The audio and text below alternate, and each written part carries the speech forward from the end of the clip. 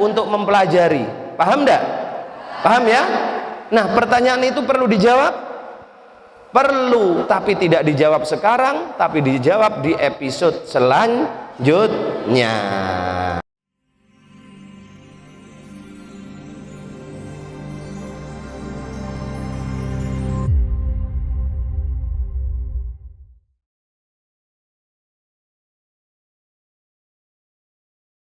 Nah, penjelasan yang lalu kita sampai pada satu pertanyaan kritis. Kalau Allah menurunkan ayat-ayat yang muhkamat itu tujuannya agar supaya kita manusia ini, umat baginda Nabi ini mudah bisa mengerti ayat-ayat Al-Quran itu. Lalu mengapa Allah kok masih menurunkan ayat-ayat yang mutasyabihat, yang manusia sulit untuk bisa memahami? Seharusnya karena Al-Quran itu diturunkan oleh Allah sebagai hudan, petunjuk bagi manusia, seharusnya ayat-ayat yang diturunkan itu yang muhkamat semua. Pahami dulu ini, pahami dulu. Karena Al-Quran itu diturunkan oleh Allah, tujuannya kan sebagai hudan, petunjuk. Maka manusia bisa mengambil petunjuk dari Al-Quran kalau manusia bisa dengan mudah memahami ayat-ayat Al-Quran. Bisa paham sampai di sini? Kalian bisa mendapatkan petunjuk sesuatu kalau kalian bisa dengan mudah memahami yang akan kalian jadikan petunjuk. Paham ya? Nah, tetapi kenapa Allah kok juga menurunkan ayat-ayat yang mutasyabihat? Padahal ayat-ayat mutasyabihat itu susah dipahami oleh manusia. Kenapa tidak yang muhkamat semua ayat Al-Quran ini? Bisa paham ya? Nah, sampai pada pertanyaan seperti itu, artinya para santri dan para pendengar di rumah, Allah menurunkan ayat-ayat yang mutasyabihat itu bukan untuk mempersulit manusia, tidak. Bukan untuk mempersulit kita, tidak. Tetapi ada makna, ada faedah di dalamnya. Mengapa Allah juga menurunkan ayat-ayat mutasyabihat? Kenapa kok tidak semuanya saja diturunkan dalam bentuk ayat-ayat yang muhkamat? Paham ya? Tak kasih contoh. Kalau Habib Isa bisa memberikan penjelasan yang gampang kepada kalian, karena apa? Karena tujuannya Habib Isa ingin kalian cepat mengerti. Tak berikan penjelasan yang mudah dimengerti. Tapi kenapa kok Habib Isa juga memberikan penjelasan yang agak sulit, sehingga kalian ini masih bingung mikir? Paham enggak? Nah, kenapa Habib Isa memberikan penjelasan yang sulit? Pasti Habib Isa punya tujuan. Pasti Habib Isa punya tujuan. Nah, demikian juga Allah menurunkan Al-Quran ini sebahagian besar ayat-ayat yang muhkamat, yang gampang dipahami, tapi sebahagian lagi ayat-ayat Al-Quran itu mutasyabihat, sulit dipahami. Apakah ada tujuannya Allah? Ada. Apa tujuannya Allah? Nah, kita bahas. Para ulama ahli tafsir menyampaikan apa tujuan Allah menurunkan ayat-ayat yang mutasyabih.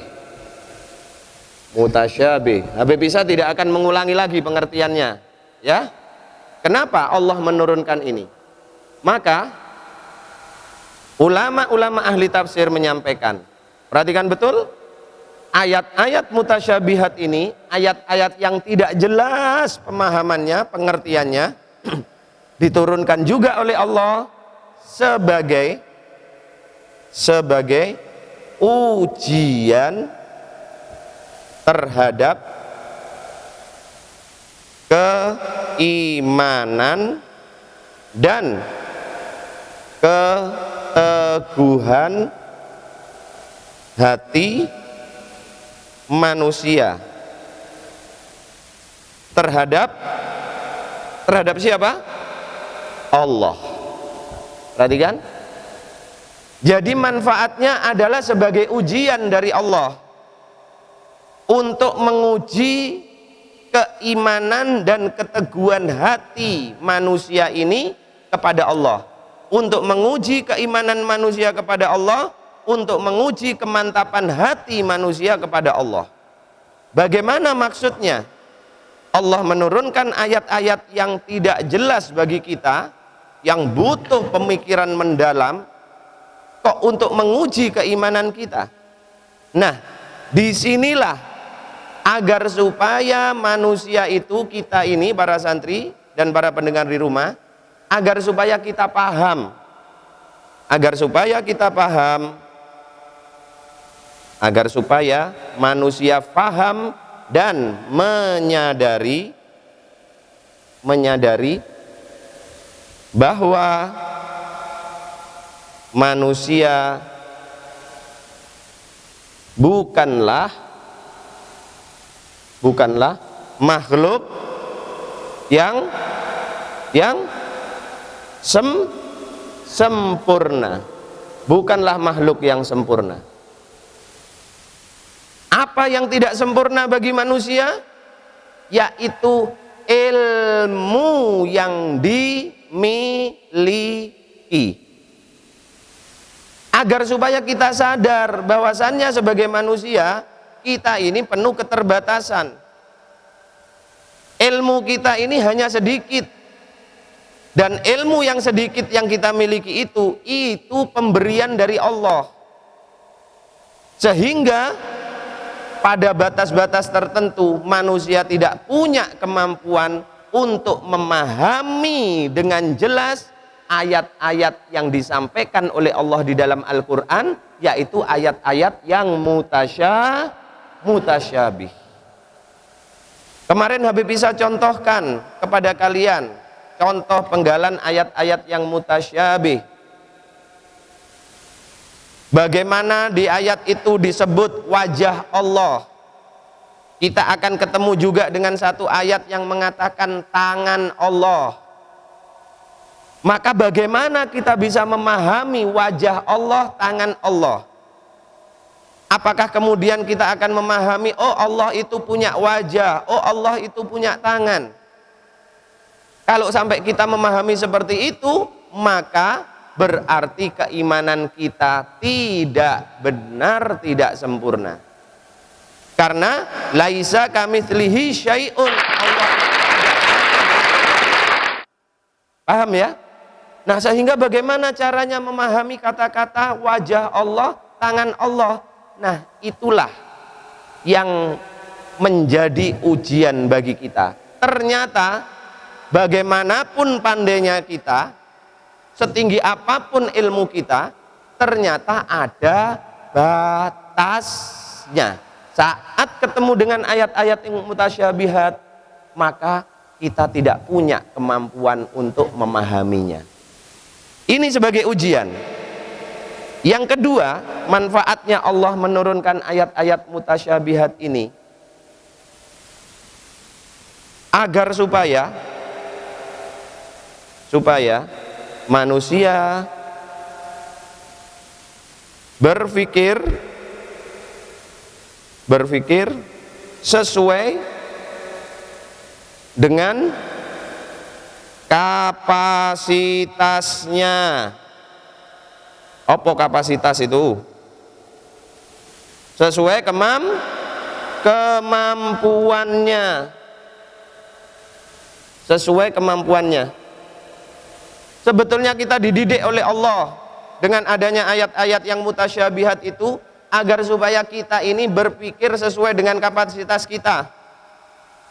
Kalau kapasitasnya 1 gelas, ya kita jangan berpikir 1 mangkok. Paham nggak? Kalau kapasitas pikiran kita ini 1 gelas, jangan kita memaksa memikirkan sesuatu yang kadarnya 1 mangkok. Mampu nggak? Kemampuan perutmu hanya mampu kamu minum 1 gelas. 1 gelas itu sudah nggak mampu lagi kamu ditambah. tapi kamu maksa perutmu kamu isi dengan air sebanyak 1 liter. Mampu nggak? Mampu apa enggak? Jadi sakit enggak? Sakit. Kemampuan berpikirmu hanya sekian, tetapi kamu paksa untuk memikirkan yang jauh lebih besar. Sakit enggak? Sakit. Kalau dipaksa stres. Kalau stres saja enggak masalah, tapi kalau sampai rusak keimanannya, nah itu yang harus kita khawatirkan. Yang ketiga, apa hikmah Allah menciptakan, menurunkan ayat-ayat yang mutasyabihat? Bagi kalian calon-calon pendakwah, sebagai pesan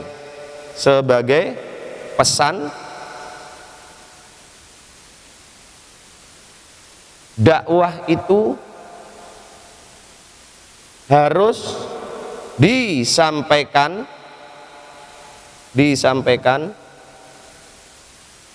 sesuai dengan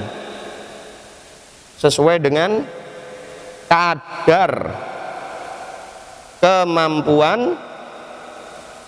kemampuannya siapa? Yang didakwai. Ini pesannya. Menyampaikan dakwah itu harus disesuaikan dengan kadar kemampuan yang didakwai. Bagaimana itu? Manusia itu berbeda-beda. Ada yang tingkat kepandaiannya bagus, ada yang tingkat kepandaiannya rendah. Ada yang ilmunya tinggi, ada yang ilmunya rendah. Bahasanya berbeda-beda. Ada yang bahasa Jawa, ada yang Madura, ada yang bahasa Indonesia, ada yang bahasa Sunda kalau di negara kita. Berbeda-beda. Maka menyampaikan dakwah sesuaikan dengan kadar kemampuan yang kamu dakwai. Ini pesan bagi calon-calon pendakwah. Dengan adanya ayat-ayat yang mutasyabihat. Kalian berdakwah di tengah-tengah masyarakat yang bahasa setiap harinya Sunda, kemudian kalian pakai bahasa Jawa, sesuai dengan kadar mereka enggak? Yang mendengar enggak? Kadar yang mendengar sesuai enggak? Enggak sesuai. Enggak sesuai. Habib bisa yang didakwai kalian santri, kemudian masyarakat Puger. Lah kok setiap hari Habib bisa dakwahnya pakai bahasa Inggris? Sesuai dengan kadar kemampuan yang mendengar enggak? Inilah 3 hikmah dari Allah menurunkan ayat-ayat yang mutasyabihat. Artinya apa? Sebagai ujian keimanan seorang manusia, sehingga pada saat manusia itu sudah merasa tidak mampu untuk memahami ayat-ayat yang mutasyabihat, maka imannya yang teguh itu akan mengembalikan, oh ini hanya Allah yang tahu, Allahu a'lamu bimuradih. Maka orang yang beriman akan mengembalikan itu. Alif lam mim. Maka orang-orang yang imannya teguh, dia tidak akan memaksa-maksakan dirinya untuk mencari takwil apa maksud dari alif lam mim. Karena itu ayat yang mutasyabihat. Maka orang yang beriman akan mengembalikan semuanya kepada Allah. Allahu a'lamu bimuradih. Hanya Allah yang mengetahui kandungan dari alif lam mim. Itu tadi